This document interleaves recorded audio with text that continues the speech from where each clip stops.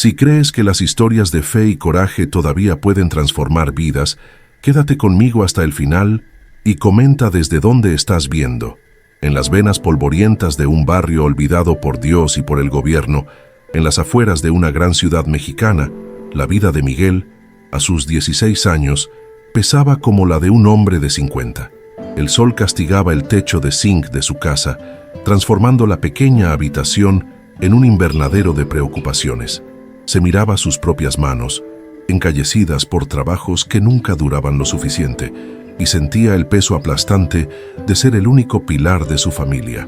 La juventud se había desvanecido de sus ojos, reemplazada por una seriedad sombría, la marca de quien necesita cuidar de una madre enferma y de una hermana menor cuando el mundo parece haberles dado la espalda. El silencio en su casa no era de paz, sino de hambre, un vacío que resonaba en el estómago y en el alma.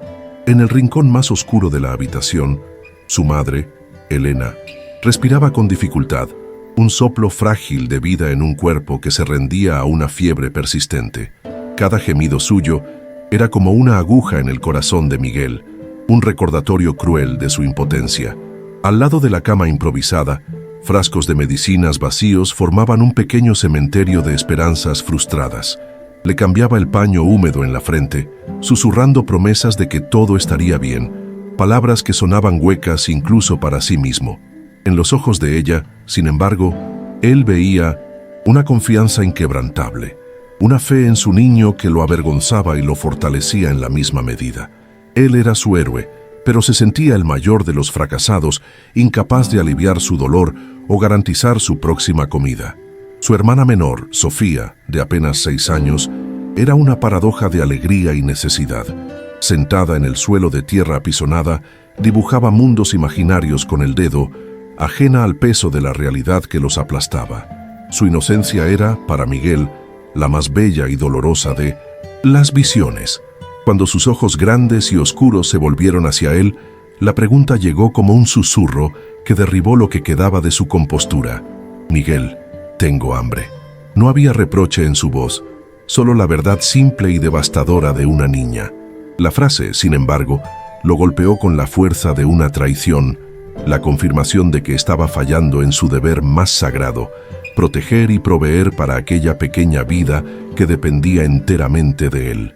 Ya habían pasado 3 días, 3 largos, días en los que lo único que habían compartido eran las últimas tortillas amanecidas y el agua que apenas disimulaba el vacío en sus estómagos. El hambre era una criatura viva dentro de él, un dolor constante que agudizaba sus sentidos al olor de comida que venía de las casas vecinas y nublaba su mente con la desesperación.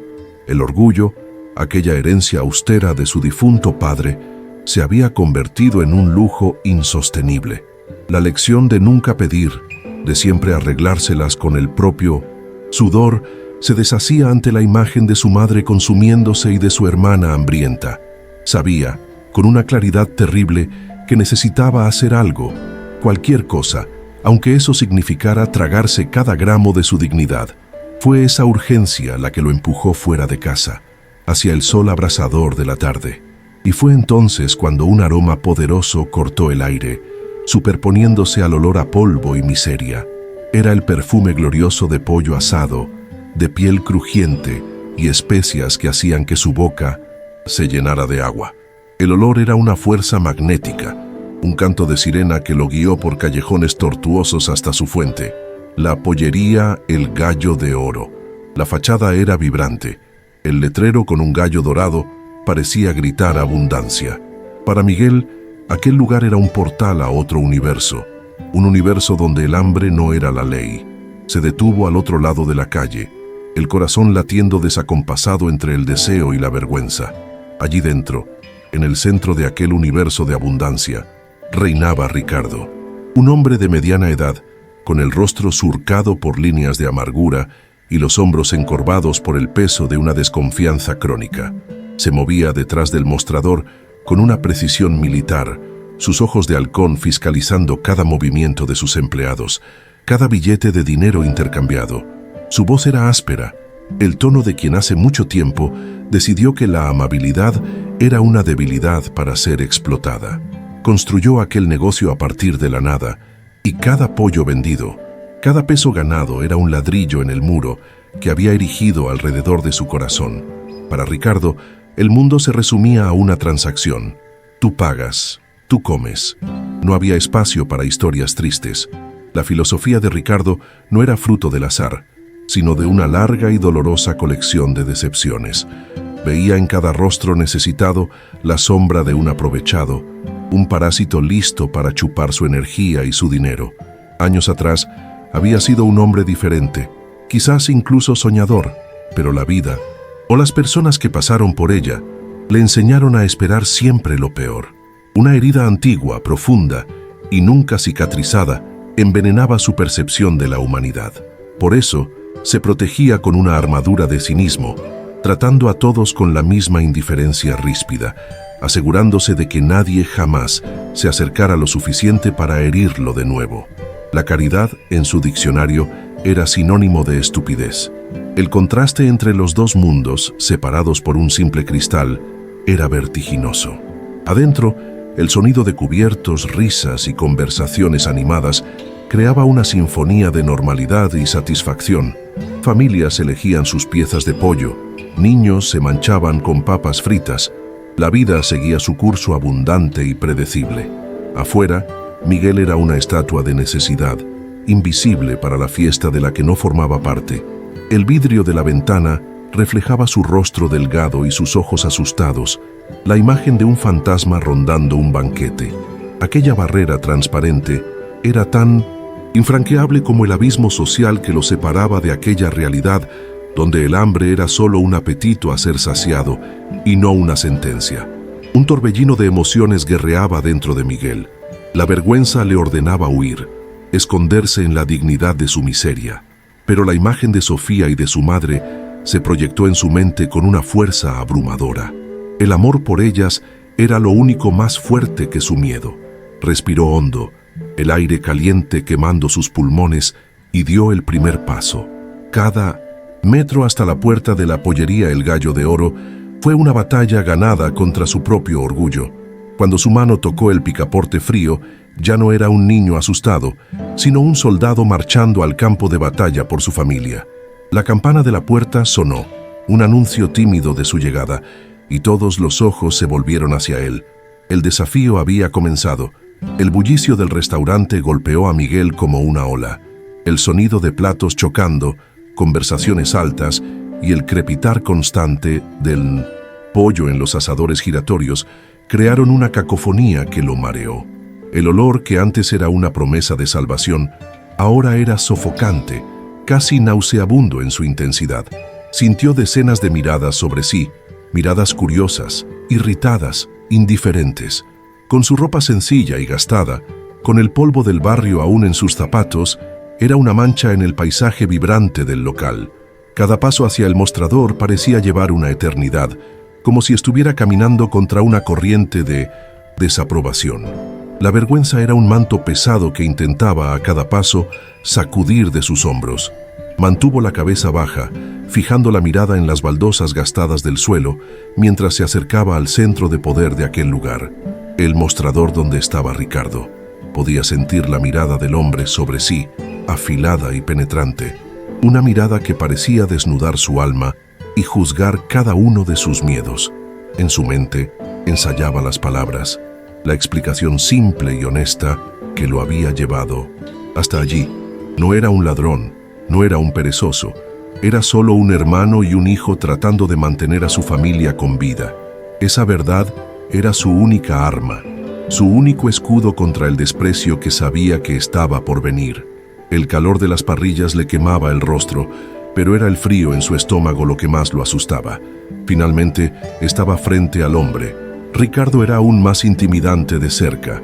El sudor brillaba en su frente y el olor a humo y especias emanaba de él, como si el propio restaurante fuera una extensión de su cuerpo. Miguel levantó la mirada y se encontró con los ojos oscuros e impacientes del dueño. Por un segundo, su valor vaciló, la voz atrapada en la garganta. Tragó saliva, la boca tan seca como el polvo de las calles de donde venía. Vio a Ricardo fruncir el ceño, a punto de despacharlo antes de que pudiera hablar. Era ahora o nunca. La imagen de Sofía le dio el último impulso de fuerza que necesitaba para romper el silencio. «Señor», comenzó, la voz un hilo tembloroso de sonido que apenas se oía por encima del ruido. «Disculpe, mi nombre es Miguel. Yo no vine a pedir dinero». Hizo una pausa, reuniendo valor para continuar. «Mi madre está muy enferma y mi hermanita no come desde hace días. Sé que usted es un hombre ocupado, pero le ruego, cualquier pedazo de pollo, el más pequeño que sea, haría toda la diferencia. No tengo cómo pagar, pero puedo trabajar. Hago cualquier cosa para compensarlo». Las palabras salieron apresuradas. Un ruego desesperado y sincero que dirigió únicamente a Ricardo, ignorando el mar de rostros a su alrededor. La reacción de Ricardo fue inmediata y cortante. Soltó una risa corta y sin humor, un sonido seco como el crujido de huesos. «¿Oyeron eso?», dijo en voz alta, no a Miguel, sino a la audiencia de clientes. «El muchacho no quiere dinero, solo quiere un poco de pollo gratis». El sarcasmo en su voz era palpable, y un silencio embarazoso comenzó a extenderse por el restaurante. La irritación de Minenuse. Ricardo era evidente. Aquella interrupción en su hora pico era una afrenta, y la historia triste de Miguel era, para él, solo otro guión trillado en la larga obra del oportunismo humano. Se sentía ofendido por la audacia del chico. Se inclinó sobre el mostrador, su rostro a centímetros del de Miguel, la voz bajando a un gruñido amenazador, pero aún lo suficientemente alta para que todos oyeran. «Escúchame bien, muchacho. Este lugar», dijo, gesticulando hacia el restaurante lleno, «es un negocio. Me levanto a las 4 de la mañana todos los días para mantener este fuego encendido. No he recibido nada gratis en mi vida. Esto no es una institución de caridad. Es un lugar para clientes que pagan». Cada palabra era una piedra arrojada con precisión para herir, para humillar, para hacer de Miguel un ejemplo para cualquier otro que se atreviera a intentar lo mismo. La humillación se profundizó cuando Ricardo continuó su cruel discurso, ahora dirigiéndose a los otros clientes, como si Miguel fuera un objeto de estudio. «Miren nomás, siempre la misma historia. Una madre enferma, una hermana con hambre.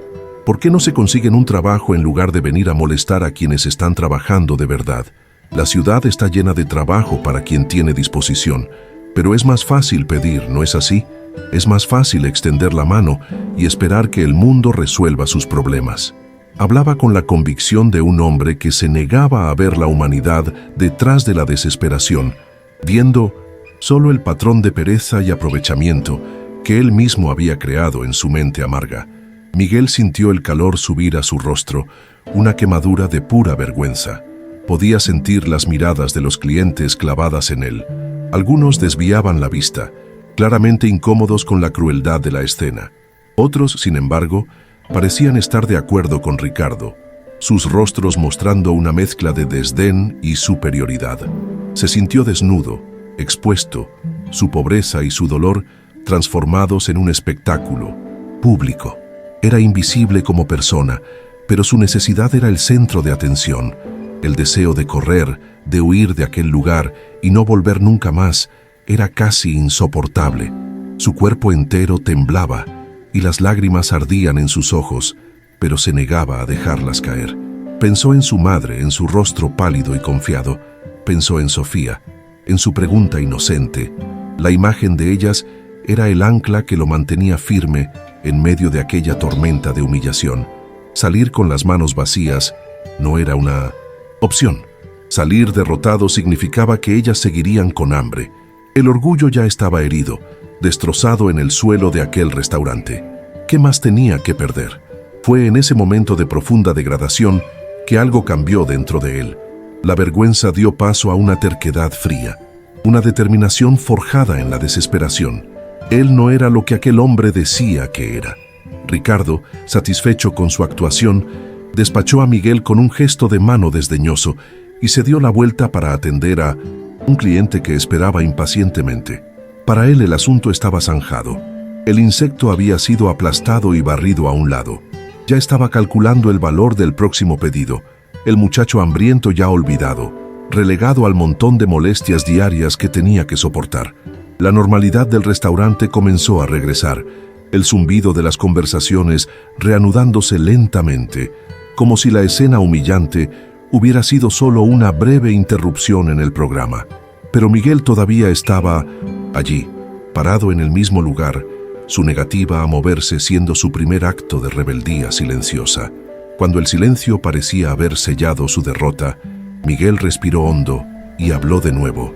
Esta vez, su voz no tembló, sonó clara y firme, cortando el ruido del ambiente. «Señor», dijo, obligando a Ricardo a volverse de nuevo, «no estoy pidiendo limosna, estoy pidiendo un intercambio». El cambio en su tono sorprendió a todos, especialmente a Ricardo.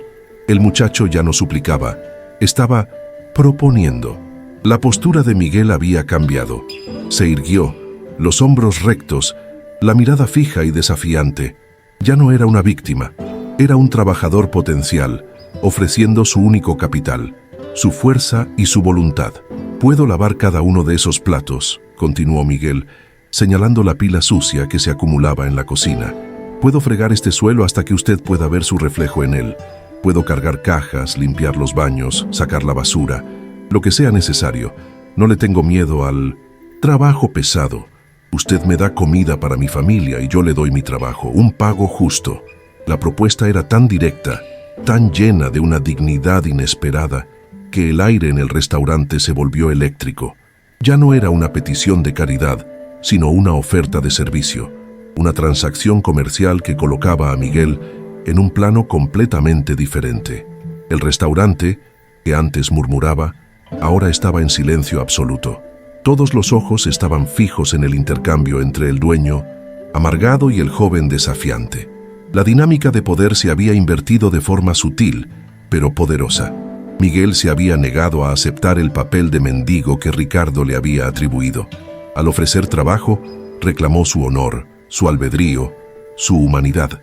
Transformó un acto de humillación en una demostración de carácter, forzando a todos, incluido Ricardo, a reevaluar la situación. El muchacho no estaba pidiendo un favor, estaba exigiendo una oportunidad de demostrar su valía, de ganarse el pan con su sudor. Ricardo se quedó momentáneamente sin palabras. Aquello no formaba parte de su guión. En toda su experiencia, los pedigüeños o se iban refunfuñando o insistían en la súplica, pero nunca, jamás, respondían a su crueldad con una oferta de trabajo tan seria y desafiante. Miró a los ojos del chico y por primera vez vio más allá del estereotipo que había proyectado. Vio una chispa de fuego, una integridad inquebrantable que lo intrigó profundamente. Su escepticismo todavía estaba allí, pero ahora estaba mezclado con una pizca de curiosidad.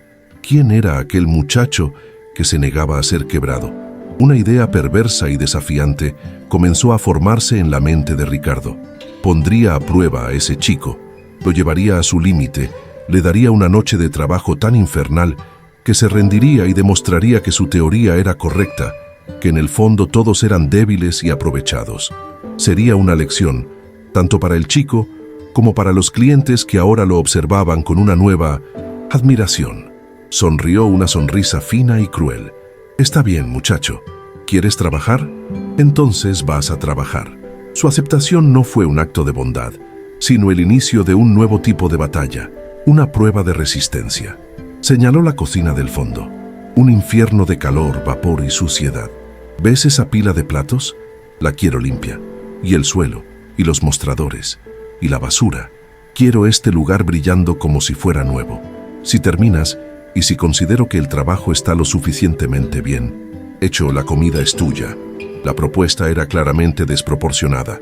La cantidad de trabajo era hercúlea, digna de un salario, no de una única porción de pollo. Era una apuesta hecha para que Miguel perdiera, una forma de que Ricardo reafirmara su poder y su cínica visión del mundo.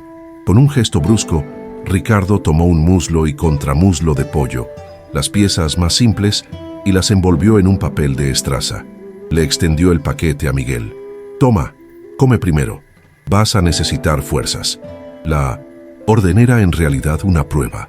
Quería ver si el chico devoraría la comida allí mismo, demostrando que su hambre era su única motivación. Pero Miguel no lo hizo. Sostuvo el paquete con una reverencia solemne, sus manos temblando ligeramente. El olor de la comida era una tortura, pero su primer pensamiento no fue para sí mismo. Era para su madre y su hermana. «Gracias, Señor», dijo Miguel, su voz firme, «pero comeré después, con mi familia». Esa simple respuesta fue otro golpe inesperado en 1906. El escudo de Ricardo, el autocontrol del chico, su devoción familiar, era algo que el dueño del restaurante no preveía. Él solo gruñó e hizo un gesto para que Miguel fuera a la cocina. Mientras Miguel se dirigía al fondo, sosteniendo el pollo como si fuera un trofeo de oro, sintió los ojos de los clientes sobre él, pero esta vez las miradas no eran de lástima o desprecio, sino de un respeto silencioso y sorprendido. Había ganado la primera batalla. La cocina era aún peor de lo que parecía de lejos. El calor era una pared sólida, y el olor a grasa vieja y restos de comida era fuerte. La pila de ollas y platos sucios parecía una montaña infranqueable, cubierta por una capa de salsa seca y grasa solidificada. Cualquier otra persona se habría sentido desanimada, pero para Miguel, aquella montaña de suciedad era su oportunidad. Era el camino hacia la dignidad, el precio a pagar por la comida que salvaría a su familia. Sin dudarlo, colocó el paquete de pollo en un lugar seguro y limpio, se arremangó y abrió el grifo, sumergiendo las manos en el agua caliente y grasienta. La primera hora fue un borrón de esfuerzo brutal. El agua caliente ablandaba su piel, y el jabón áspero y los restos de comida la irritaban. Sus músculos, ya debilitados por el hambre, protestaban con cada olla fregada. Trabajó con una concentración feroz, tratando cada plato sucio como un enemigo a ser vencido. No paró, no descansó, movido por una energía que venía de un lugar más profundo que la fuerza física. Era la energía de la desesperación, del amor y sobre todo del desafío. Le demostraría a aquel hombre amargado que estaba equivocado. Se demostraría a sí mismo que era capaz. Desde el mostrador, Ricardo observaba. Fingiendo organizar las cuentas del día, sus ojos no se despegaban de la figura incansable en la cocina. Esperaba oír quejas, ver el ritmo disminuir, notar señales de rendición. Pero nada de eso sucedió. El chico trabajaba con una eficiencia silenciosa y metódica que era al mismo tiempo impresionante e irritante. No estaba solo lavando platos, estaba librando una guerra contra la suciedad y estaba ganando. Cada plato limpio y apilado era un pequeño testimonio de la fuerza de voluntad de aquel niño, una pequeña grieta en la muralla de cinismo de Ricardo. Las horas pasaron, los últimos clientes se fueron y las puertas de la pollería El Gallo de Oro se cerraron. El ruido del restaurante fue reemplazado por el silencio de la noche, roto solo por el sonido del agua y del fregar metódico de Miguel en la cocina. Cuando la montaña de platos finalmente desapareció, el chico no se detuvo. Tomó una escoba y comenzó a barrer el salón, sus movimientos amplios y seguros, como si hubiera hecho aquello toda la vida. El agotamiento comenzaba a manifestarse en su cuerpo. El dolor en la espalda era una punzada aguda, pero su rostro permanecía como una máscara de pura determinación. Después de barrer, tomó un balde y un trapeador. El suelo de la cocina y del salón estaba impregnado con la grasa de un día entero de trabajo, una capa resbaladiza y asquerosa. Miguel fregó con una fuerza que parecía imposible para su cuerpo delgado. Se movía de un lado a otro, sus músculos gritando en protesta silenciosa. Ricardo, sentado en una de las mesas, solo observaba, un espectador cautivo de una actuación de resistencia que él mismo había orquestado, pero cuyo resultado lo sorprendía a cada minuto. El chico no era un pedigüeño. Era una fuerza de la naturaleza, una admiración. Reticente comenzó a brotar en el corazón endurecido de Ricardo. Era un sentimiento extraño que no sentía desde hacía muchos años. No sentía lástima por el chico. La lástima es para los débiles. Lo que sentía era respeto. Respeto por la tenacidad, por la negativa a doblegarse, por la dignidad feroz que brillaba a través del sudor y la suciedad. Aquel niño no estaba solo limpiando su restaurante, estaba, sin saberlo, limpiando una capa de polvo y amargura del alma de Ricardo, forzándolo a ver algo que había olvidado hacía mucho tiempo. el valor del espíritu humano. En un momento dado, el agotamiento casi venció a Miguel. Se detuvo por un instante, apoyándose en el mango del trapeador, la cabeza colgando, el pecho jadeando en busca de aire. El mundo giró por un segundo y la oscuridad amenazó con tragarlo. Cerró los ojos con fuerza y en la oscuridad de su mente vio el rostro de Sofía sonriendo. La imaginó comiendo el pollo, su risa llenando el silencio de su casa. La imagen fue como un rayo de sol, una inyección de pura fuerza. Respiró hondo, enderezó la espalda y volvió al trabajo. El dolor ahora un zumbido distante, ahogado por su propósito mayor. La siguiente tarea era sacar la basura. Las bolsas eran pesadas, llenas de huesos de pollo, restos de comida y envoltorios mojados. Tuvo que usar todo su cuerpo para arrastrarlas hasta la puerta trasera y arrojarlas al contenedor. Cada viaje lo dejaba más sin aliento, pero no se detuvo hasta que la última bolsa estuvo en su lugar. Ricardo observó todo, un recuerdo incómodo punzándolo. Un recuerdo de sí mismo, muchos años atrás, un joven lleno de rabia y determinación, trabajando hasta la extenuación para construir algo suyo, para demostrar su valía a un mundo que lo despreciaba. Veía en el esfuerzo desesperado de Miguel un eco distorsionado de su propio pasado, la misma terquedad, la misma negativa a ser definido por las circunstancias. Pero había una diferencia crucial. La determinación de Ricardo era alimentada por la rabia y el resentimiento, un deseo de construir muros para mantener al mundo afuera. La de Miguel, por otro lado, parecía venir de un lugar de amor, un deseo de proteger a quienes estaban dentro de sus muros. Esta sutil percepción incomodó a Ricardo, haciéndole cuestionar los cimientos de su propia vida, construida sobre la amargura. La última tarea era limpiar los grandes ventanales de vidrio de la fachada. Miguel tomó un paño limpio y un rociador, y comenzó a trabajar con un cuidado sorprendente. No solo limpió, pulió el vidrio, eliminando cada marca de dedo, cada mancha de grasa, hasta que la ventana se convirtió en una lámina de cristal transparente. A través de ella, las luces de la calle desierta entraban en el restaurante limpio, iluminando el resultado de su trabajo. El gallo de oro no brillaba así desde hacía años. El esfuerzo del chico había restaurado un poco del antiguo orgullo del lugar. Cuando Miguel finalmente se detuvo, el trabajo estaba completo. La cocina brillaba, el suelo estaba impecable y el olor a limpio había reemplazado al de grasa vieja. Estaba empapado en sudor, su cuerpo temblaba de agotamiento, pero se mantenía de pie, erguido, frente a Ricardo. No dijo nada, solo esperó, su mirada cansada, pero firme.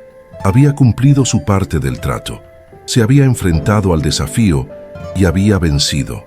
La pelota, ahora, estaba en el tejado de Ricardo, y el silencio que pendía entre ellos era más pesado y significativo que cualquier palabra que pudieran haber intercambiado durante toda la noche. Ricardo se levantó lentamente, el rostro una máscara inescrutable. Caminó por la cocina, pasó el dedo por un mostrador, inspeccionó el suelo. Estaba buscando un fallo, cualquier pequeña imperfección que le permitiera mantener su superioridad, que validara su escepticismo, pero no encontró ninguna. El trabajo era perfecto. El chico no solo había trabajado, se había volcado en ese trabajo con una dedicación que rozaba lo sagrado. El intento de Ricardo de quebrar el espíritu del niño había fracasado espectacularmente. De hecho, fue el espíritu de Ricardo el que comenzó a resquebrajarse.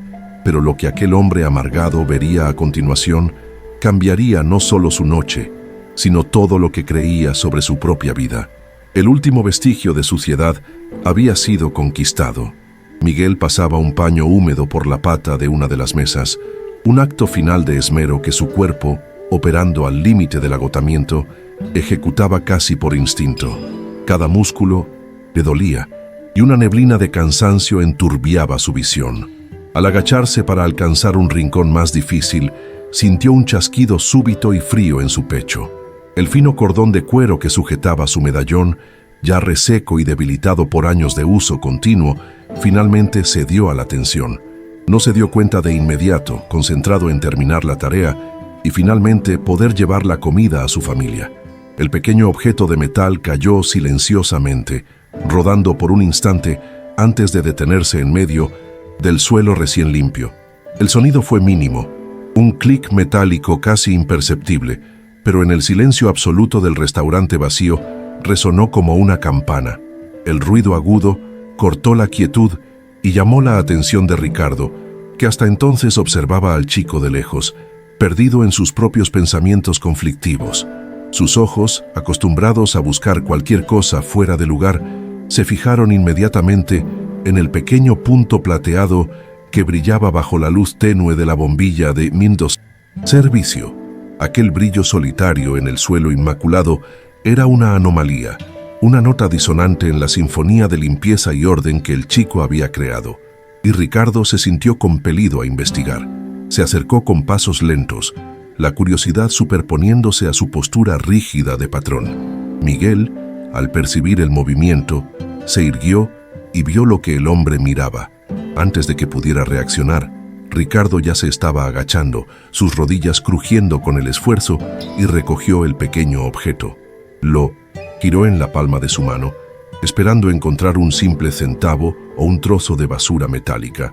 Pero lo que vio hizo que el aire se le escapara de los pulmones, como si hubiera recibido un puñetazo en el estómago.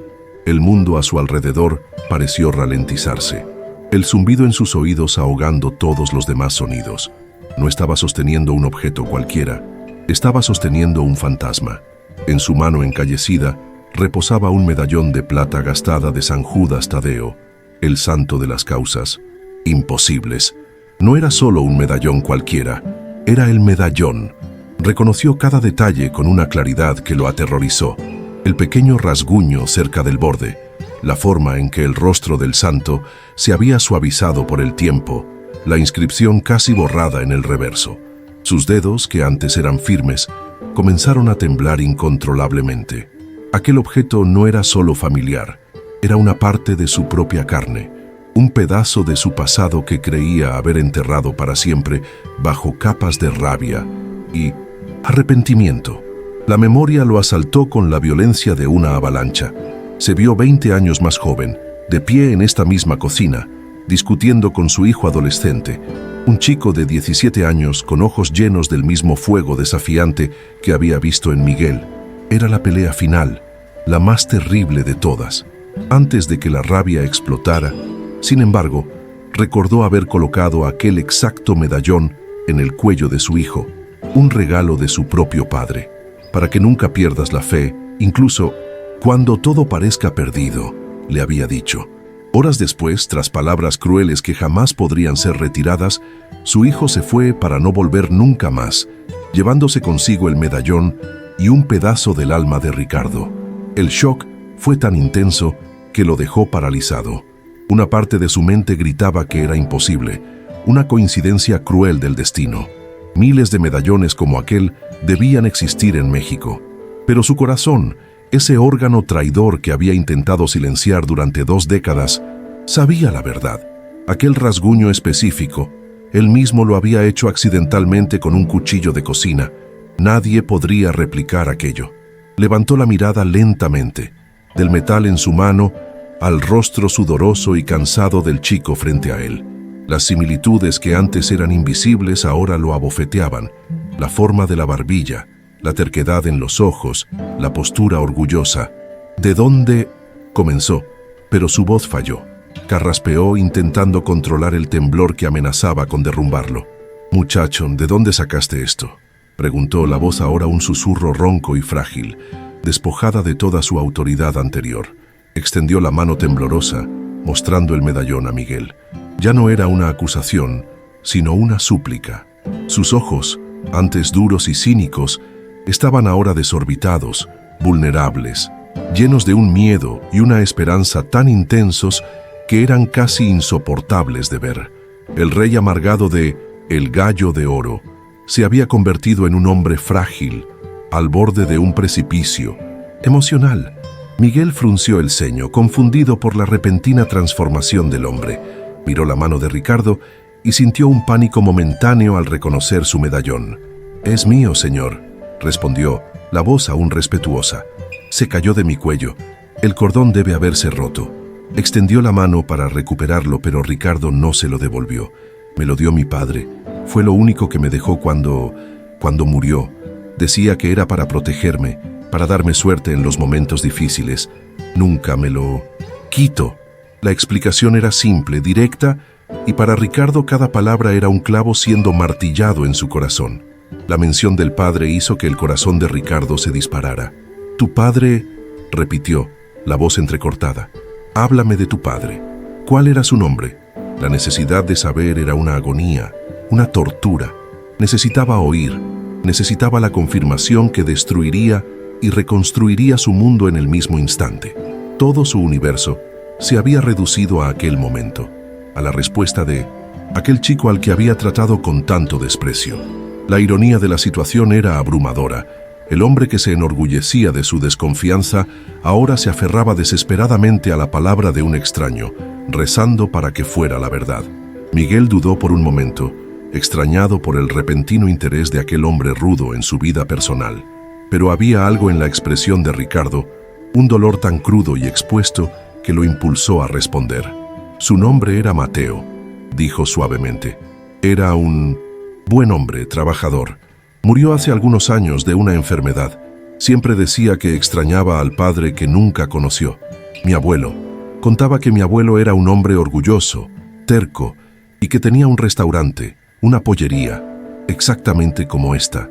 Se detuvo, la comprensión comenzando a asomar en sus propios ojos mientras las piezas encajaban de forma impactante. Mateo, el nombre de su hijo, la pollería, el medallón. Ya no había espacio para dudas, para coincidencias. La verdad cayó sobre Ricardo con el peso de una montaña. El muchacho hambriento que humilló frente a todos. El joven cuya dignidad intentó aplastar bajo el peso de un trabajo imposible. Aquel niño, con el sudor de su trabajo aún brillando en la frente, era el hijo de Mateo. Era su nieto, la sangre de su sangre. Una oleada de náuseas y vértigo lo golpeó, y la imagen de sí mismo gritándole al chico se repitió en su mente, pero ahora con un horror insoportable. No había humillado a un extraño, había humillado a su propia familia. Un sonido gutural, un sollozo que parecía venir de las profundidades de su alma, rasgó la garganta de Ricardo. La fuerza que lo había mantenido en pie durante tantos años de amargura simplemente se desvaneció. Sus piernas cedieron y tropezó hacia atrás, cayendo pesadamente en una de las sillas que Miguel acababa de limpiar. Dejó caer el medallón sobre la mesa y se cubrió el rostro con las manos, y el dique de emociones que había construido durante 20 años finalmente se rompió. Lágrimas calientes y espesas se deslizaron entre sus dedos, lágrimas de arrepentimiento, de dolor, de una pérdida tan profunda que apenas podía respirar. Lloró por el hijo que perdió, por el nieto que nunca conoció y, sobre todo, por la monstruosidad de su propio orgullo ciego. Miguel se quedó paralizado, el trapeador olvidado en su mano, presenciando el completo derrumbe del hombre que, minutos antes, era la personificación del poder y la crueldad. El sonido de los sollozos de Ricardo llenaba el silencio, un sonido crudo y doloroso que no encajaba en absoluto con la figura intimidante que proyectaba. El joven miró la mesa, el pequeño medallón de plata que había desencadenado aquella tormenta emocional. Con un gesto lento y vacilante, lo recogió. El metal todavía estaba caliente por el calor de la mano de Ricardo. Sosteniendo ese pedazo de su historia, miró al hombre encorvado y por primera vez no vio a un enemigo o un patrón, sino un enigma de dolor profundo, un dolor que, de alguna manera inexplicable, parecía conectado con él. Entre los sollozos que sacudían su cuerpo, Ricardo intentaba formar palabras, pero salían rotas por el peso del arrepentimiento. «Mateo, mi hijo», susurraba para sus propias manos, como si se confesara a un fantasma. Levantó el rostro devastado hacia Miguel, los ojos rojos e hinchados suplicando por algo que iba más allá de la comprensión, un perdón que no merecía. «Tu padre se fue por mi culpa, por culpa de mi estúpido orgullo». La confesión salió como veneno siendo expulsado. Yo soy tu abuelo, Miguel». La frase flotó en el aire, cargada con el peso de 20 años de silencio, de rabia, y de una añoranza que nunca se había permitido sentir. La revelación golpeó a Miguel no con la fuerza de un trueno, sino con la claridad silenciosa de un relámpago que ilumina un paisaje oscuro. De repente, todo tuvo sentido. Las historias fragmentadas de su padre sobre un abuelo que nunca conoció, la tristeza en sus ojos al hablar del pasado, la mención a un restaurante, las piezas del rompecabezas de su vida que siempre habían estado esparcidas, encajaron con una precisión dolorosa. Miró al hombre frente a él, el hombre que lo había humillado, y no sintió rabia. En su lugar, una ola abrumadora de empatía lo invadió. Veía ahora no a un tirano, sino a un prisionero de su propia amargura, un hombre que había sufrido una pérdida tan grande como la suya. En un impulso guiado por una compasión que él mismo no entendía, Miguel dio un paso adelante. Rodeó la mesa y se detuvo al lado de su abuelo. No había palabras que pudieran llenar el abismo de 20 años que los separaba, así que no lo intentó. En su lugar, hizo lo único que su corazón le dijo que hiciera. Extendió la mano y la posó suavemente sobre el hombro tembloroso de Ricardo. El toque fue ligero, pero para Ricardo pareció tener el peso del mundo. Era un toque de aceptación, de conexión, un primer hilo de puente tendiéndose sobre las aguas turbulentas del pasado. El contacto físico rompió la última barrera de su soledad. Ricardo se estremeció bajo el toque de su nieto, y un nuevo sollozo, esta vez de alivio y gratitud, escapó de sus labios. Miró hacia arriba, al rostro del joven que era un eco vivo de su hijo perdido, y vio en sus ojos no la condena que esperaba, sino una gracia que jamás imaginó posible.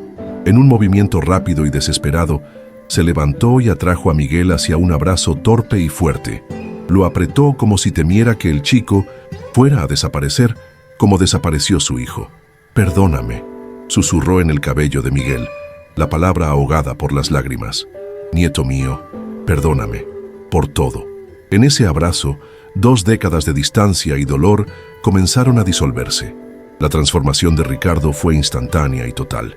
La amargura que lo había envenenado durante tanto tiempo dio paso a una urgencia febril por reparar el mal que había hecho. Soltó a Miguel, pero lo sostuvo por los hombros, los ojos encendidos con un nuevo propósito. «Tu madre, tu hermana, ¿dónde están? Necesitas ir a buscarlas ahora. No van a pasar ni una noche más en esa casa. Hay un apartamento aquí arriba, grande, vacío. Es de ustedes». No estaba ofreciendo, estaba implorando. Corrió a la cocina, tomó el paquete de pollo que le había dado a Miguel y lo tiró, reemplazándolo por las mejores y más grandes piezas, añadiendo arroz, frijoles, tortillas y todo lo que encontró, llenando una caja con una abundancia que era una disculpa en forma de comida. Semanas después, la pollería El Gallo de Oro era un lugar irreconocible, no en su apariencia, sino en su alma. El aire, antes pesado con la tensión impuesta por Ricardo, ahora era ligero, lleno de risas. Sofía corría entre las mesas, su alegría infantil contagiando a los clientes. Elena, la madre de Miguel, ahora con la salud restaurada gracias a los cuidados y la buena alimentación, ayudaba en la caja, su sonrisa amable siendo un bálsamo para los clientes. Y Ricardo, el viejo y amargado Ricardo, era un hombre nuevo. Sonreía a sus empleados, contaba chistes y trataba a cada cliente no como un adversario, sino como un invitado en su casa. El cambio era tan profundo que los clientes antiguos apenas lo reconocían. Miguel ya no era el chico de la limpieza. Bajo la tutela entusiasta de su abuelo, se convirtió en un aprendiz, aprendiendo cada secreto del negocio que un día sería suyo. Durante el día, volvió a estudiar, con Ricardo insistiendo en que terminara la escuela y fuera a la universidad. Por la noche, trabajaba codo a codo con su abuelo, el lazo entre ellos fortaleciéndose con cada pollo sazonado, con cada cuenta sumada. El peso del mundo había sido quitado de sus jóvenes hombros, reemplazado por la promesa brillante de un futuro. En su cuello, el medallón de San Judas Tadeo reposaba seguro en una cadena de plata nueva y fuerte, un símbolo visible de su viaje. Al final de un día ajetreado, Ricardo se apoyaba en el mostrador y observaba su nueva realidad. Veía a Miguel enseñándole a Sofía a contar las monedas, veía el rostro sereno de Elena y sentía una paz que el dinero nunca le había dado. Comprendió, de la manera más dura posible, que la fortaleza que había construido para protegerse del dolor era en realidad su prisión. Fue necesaria la llegada de un nieto desesperado, la caída de un viejo medallón, para que las paredes de su amargura se derrumbaran y la luz pudiera entrar. Había encontrado en su familia no solo el perdón, sino su propia redención, la prueba de que incluso las causas más imposibles pueden ser vencidas por la fe y el amor. Si esta historia tocó tu corazón, compártela con alguien que necesite creer de nuevo en el poder de las segundas oportunidades y comenta desde dónde estás viendo.